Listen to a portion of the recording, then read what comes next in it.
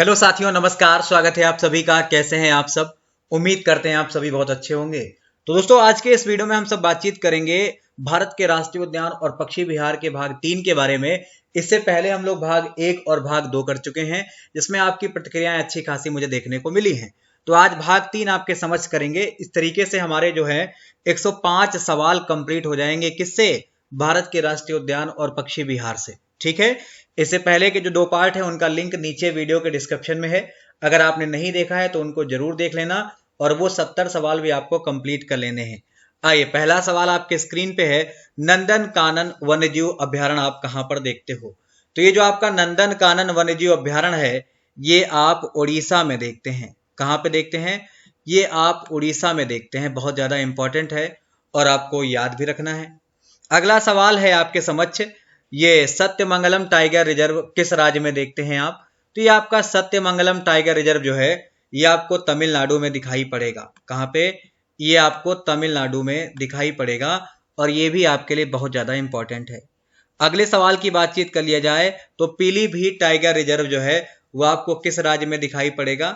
तो Pilibhit tiger reserve के विषय में अगर हम बातचीत करते हैं, ये आपको दिखाई पड़ेगा उत्तर प्रदेश में। ठीक है। कहां पे? उत्तर प्रदेश में। एक सवाल आपको बताना है, कमेंट बॉक्स में कमेंट करके कमेंट कीजिएगा कि आपका जो उत्तर प्रदेश है, उत्तर प्रदेश का राजकीय पुष्प क्या है? देखते हैं कौन कौन बताएगा आप में से।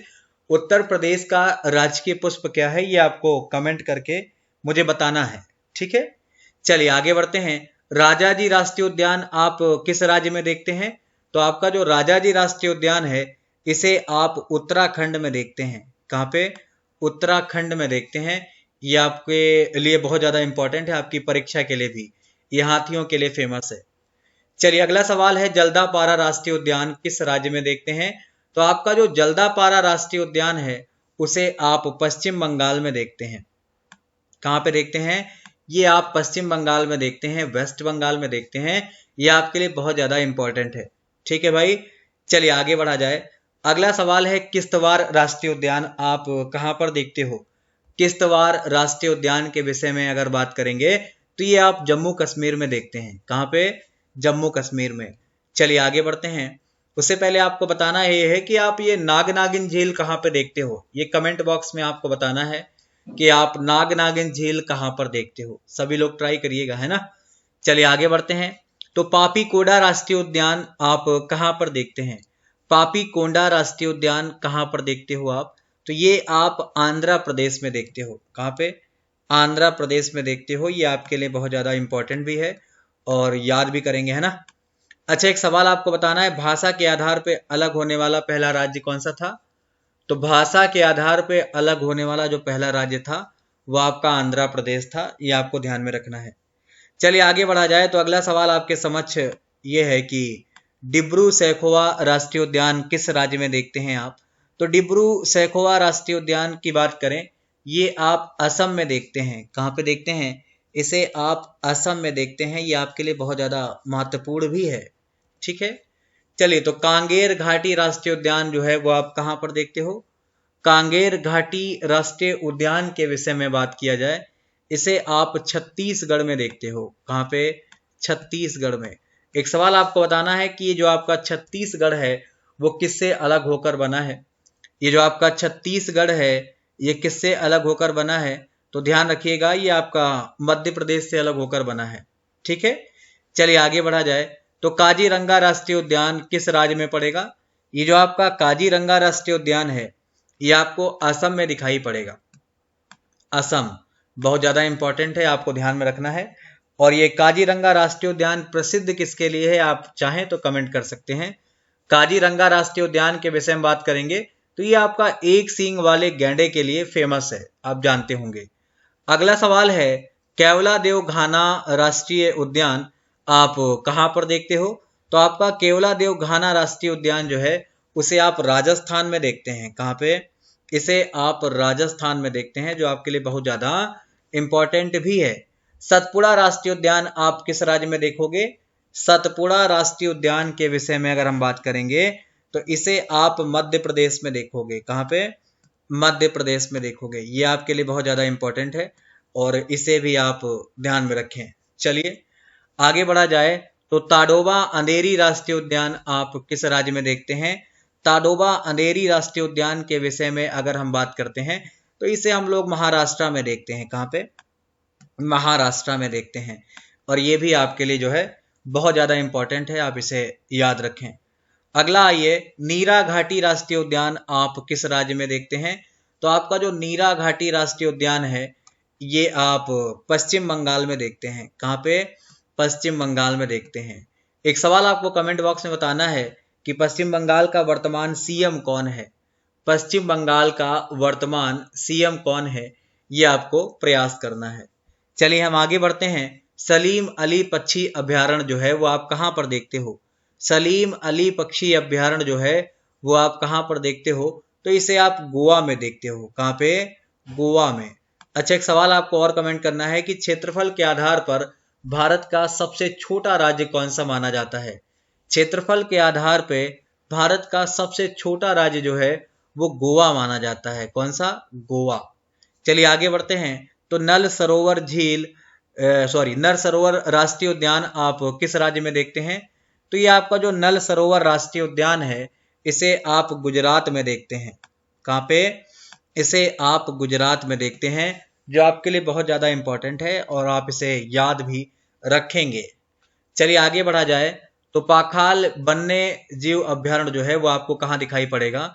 ये बहुत इंपॉर्टेंट है। यहाँ पे पाखाल वन्य जीव अभ्यारण्य होता है ना भाई, थोड़ा सा ठीक कर लीजिएगा आप इसको। पाखाल वन्य जीव अभ्यारण्य जो है वो आपको तेलंगाना में दिखाई पड़ेगा। ठीक है, कहाँ पे? तेलंगाना में। इंपॉर्टेंट है, आप इसे याद भी रखें। चलिए आगे बढ़ा जाए। तो दंपा वन्यजीव अभ्यारण्य आप कहाँ पर देखते हैं? ये आपका दंपा वन्यजीव अभ्यारण्य आपको मिजोरम में दिखाई देगा। कहाँ पे? मिजोरम में दिखाई पड़ेगा। तो ये सारे पॉइंट आपको ध्यान में रखने हैं, बिल्कुल भूलना नहीं है। आगे बढ़िए। तो गंगोत्री राष्ट्रीय उद्यान किस राज्य में दिखाई देगा? आपका जो गंगोत्री राष्ट्रीय उद्यान है ये आपको उत्तराखंड में दिखाई देगा। कहाँ पे? ये आपको उत्तराखंड में दिखाई देगा। एक सवाल आपको कमेंट बॉक्स में कमेंट कर देना है, गंगा और यमुना नदियां किस राज्य से निकलती हैं? गंगा और यमुना नदियां जो हैं वो किस राज्य से निकलती हैं, ऐसा आपको कमेंट कर देना है। चलिए आगे बढ़ा जाए। ये आपका पेरियार राष्ट्रीय उद्यान जो है वो किस राज्य में आपको दिखाई पड़ेगा? तो आपका पेरियार राष्ट्रीय उद्यान जो है वो केरला में दिखाई पड़ेगा। कहाँ पे? केरला में। बहुत ज्यादा इंपॉर्टेंट है। चलिए आगे बढ़ा जाए। अगला सवाल है, माधव राष्ट्रीय उद्यान आप किस राज्य में देखते हैं? माधव राष्ट्रीय उद्यान के बारे में बात करेंगे तो इसे आप मध्य प्रदेश में देखते हैं। कहाँ पे? मध्य प्रदेश में आप इसे देखेंगे। ये आपके लिए बहुत ज्यादा इंपॉर्टेंट है। चलिए आगे बढ़ा जाए। तो केबुल लामजाओ राष्ट्रीय उद्यान आप किस राज्य में देखते हैं? तो केबुल लामजाओ राष्ट्रीय उद्यान के बारे में बात करेंगे, ये आप मणिपुर में देखते हैं। कहाँ पर? मणिपुर में। अच्छा, कमेंट करके बताइए कि आपका लोकटक झील आप कहाँ पर देखते हो? ये जो आपका लोकटक झील है वो आप कहाँ पर देखते हो? तो ये आप मणिपुर में ही देखते हो। अगला सवाल है, सैडल पीक राष्ट्रीय उद्यान आप कहाँ पर देखते हो? तो सैडल पीक राष्ट्रीय उद्यान के विषय में अगर हम बात करेंगे, ये आपको अंडमान और निकोबार द्वीप समूह में दिखाई देगा। कहाँ पे? अंडमान निकोबार द्वीप समूह में। ये पॉइंट आपको याद रखना है, बिल्कुल भूलना नहीं है। कालेसर राष्ट्रीय उद्यान किस राज्य में आपको पड़ेगा? तो कालेसर राष्ट्रीय उद्यान के विषय में बात करेंगे, ये हरियाणा में पड़ेगा। कहाँ पे? हरियाणा में। बहुत ज्यादा इंपॉर्टेंट रहेगा आपके लिए, है ना भाई, आप इसे बिल्कुल भूले ना। चलिए, अंसी राष्ट्रीय उद्यान आपको किस राज्य में दिखाई पड़ेगा? अंसी राष्ट्रीय उद्यान के बारे में बात करेंगे, यह आपको किस राज्य में दिखाई पड़ेगा? यह आपको कर्नाटका में ही दिखाई पड़ेगा। ठीक है भाई, कर्नाटका आप इसको लेकर ध्यान में रखेंगे। चलिए आगे बढ़ा जाए। तो अनाईमुड़ी 16 राष्ट्रीय उद्यान किस राज्य में है? अनाईमुड़ी 16 राष्ट्रीय उद्यान के विषय में बात करेंगे, यह आपको केरला में दिखाई पड़ता है। एक सवाल आपको कमेंट बॉक्स में कमेंट कर देना है, मसालों का बगीचा किसे कहा जाता है?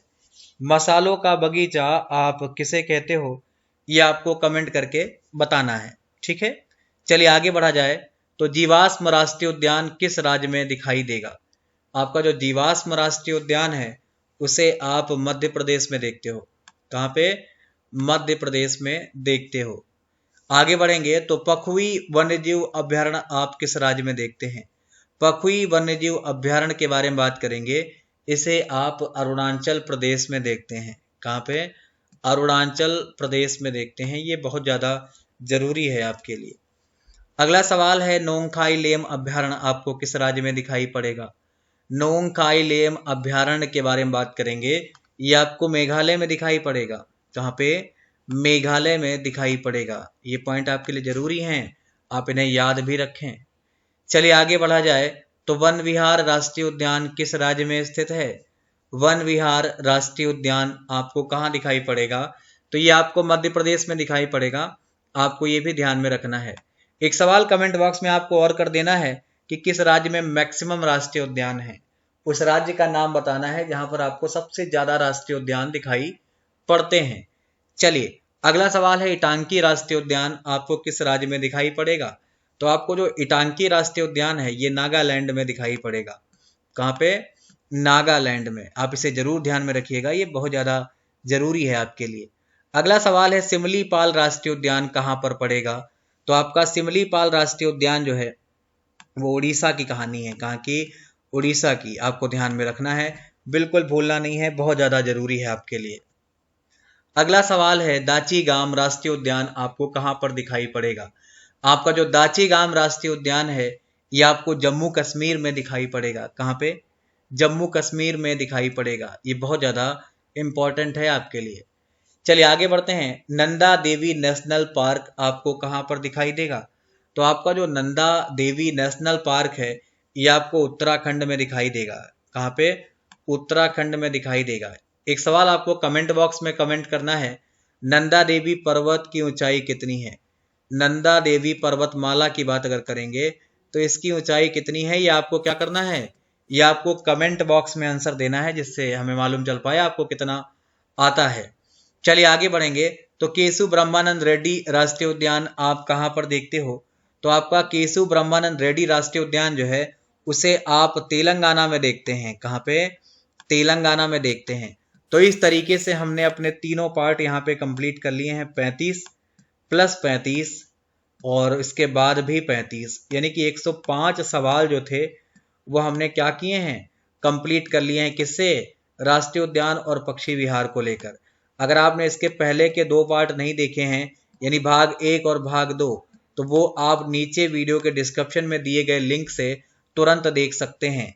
और अगर आप इन सब चीज़ों का डिटेल करना चाहते हैं, डिटेल में पढ़ना चाहते हैं, तो आप मुझे अनअकैडमी प्लस पर फॉलो करिए और वहाँ पर अगर आप प्लस ज्वाइन करते हैं तो आप इन सब चीज़ों को डिटेल में कर सकते हैं, डिटेल में पढ़ सकते हैं और अच्छे से इनका PDF भी प्राप्त कर सकते हैं।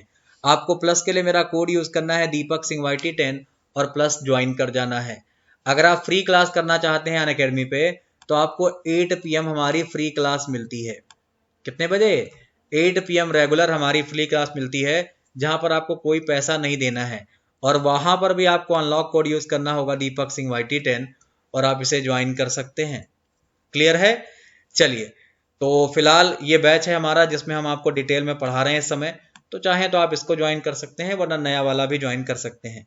यहाँ पर आपके पास सब्सक्रिप्शन चार्ज है जो बहुत नॉर्मल है। अगर आप 24 मंथ का प्लस लेते हैं तो आपको मात्र 150 रुपये पर मंथ ही पे करना है।